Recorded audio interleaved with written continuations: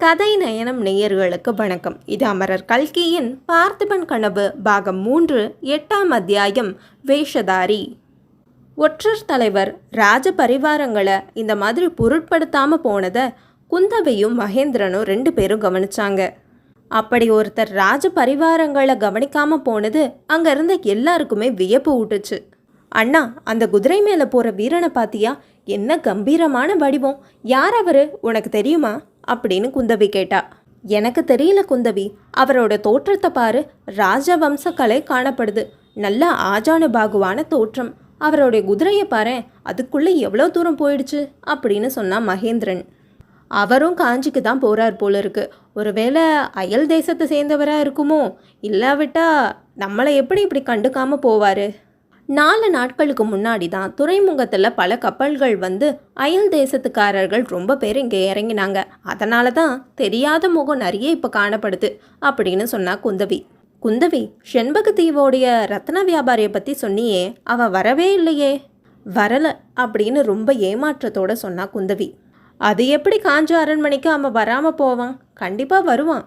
குந்தவி எந்த பதிலும் சொல்லலை. ஆனால் மனசுக்குள்ளேயே நினச்சிக்கிட்டா, ஒருவேளை என் மனசில் இருக்க சந்தேகம் உண்மையானா அவன் கண்டிப்பாக அரண்மனைக்கு வரமாட்டான் அப்படின்னு நினச்சா. குந்தவியோட மனக்கண்ணில் 3 வருஷத்துக்கு முன்னாடி காஞ்சி வீதியில் அவள் பார்த்த சோழ ராஜகுமாரனுடைய முகமும் நேற்று மாமல்லபுர தெரு வீதியில் பார்த்த ரத்ன வியாபாரியோட முகமும் மாறி மாறி வந்தது. அவங்க 2 பேரும் நிஜமாலே வேறு வேறு ஆட்களா? அப்படி இருந்தால் அந்த முக ஒற்றுமை எப்படி இப்படி அசாத்தியமாக இருக்குது? அவளுடைய மௌனத்தையும் முகவாட்டத்தையும் அண்ணன் மகேந்திரன் கவனிச்சான். குந்தவி, ஏன் ஒரு மாதிரியா இருக்க?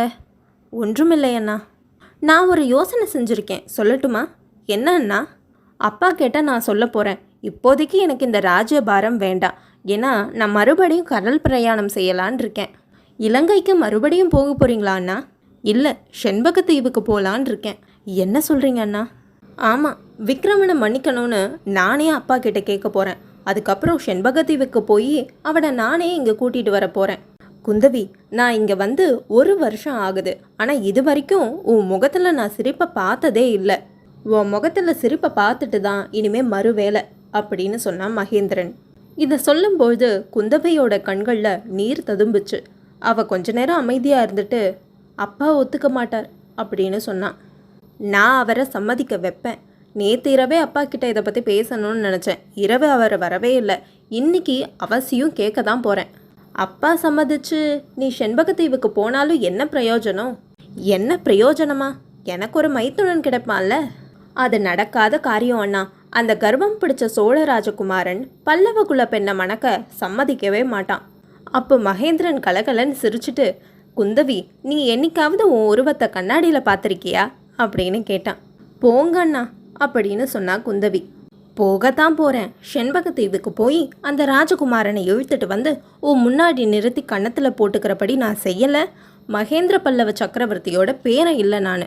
குந்தவியும் மகேந்திரனும் காஞ்சிக்கு வந்து அடைஞ்சதும் அரண்மனையில் அவரவருடைய பகுதிக்கு போனாங்க. குந்தவி தன்னுடைய அந்தப்புற அறைக்குள்ளே பிரவேசம் செஞ்சா. அங்கே சக்கரவர்த்தி வந்தால் உட்கார்றதுக்காக ஒரு ஆசனம் போட்டிருந்தது. அங்கே வேறு யாரோ ஒருவர் உட்கார்ந்துருக்கிறத பார்த்த உடனே குந்தவிக்கு ஒரே வியப்பாக இருந்தது. அந்த மனுஷன் காட்டு வழியாக வந்து ராஜபாட்டையில் நம்மளை தாண்டி போன அதே வீரன்தான் அப்படின்னு அவளுக்கு தெரிஞ்சதும் இன்னும் அவளுக்கு வியப்பாக இருந்தது. யார் ஐயா நீர்? என்ன தைரியம் இருந்தால் என்னுடைய அந்தப்புறத்துக்குள்ளே வருவ அப்படின்னு கேட்டா. தேவி, நான் பல்லவ சாம்ராஜ்யத்தோட ஒற்றர் தலைவன்.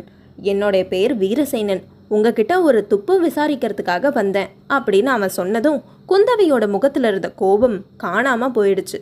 அப்பா, இது என்ன வேடிக்கை அப்படின்னு அவள் கத்திக்கிட்டே ஓடி வந்து ஒற்றர் தலைவருடைய முகத்தில் இருந்த பொய்யான மீசை தாடியெல்லாம் பிடிச்சி இழுத்தா. உடனே அங்கே ஒற்றர் தலைவர் போய் நரசிம்ம சக்கரவர்த்தி காட்சி அளித்தார்.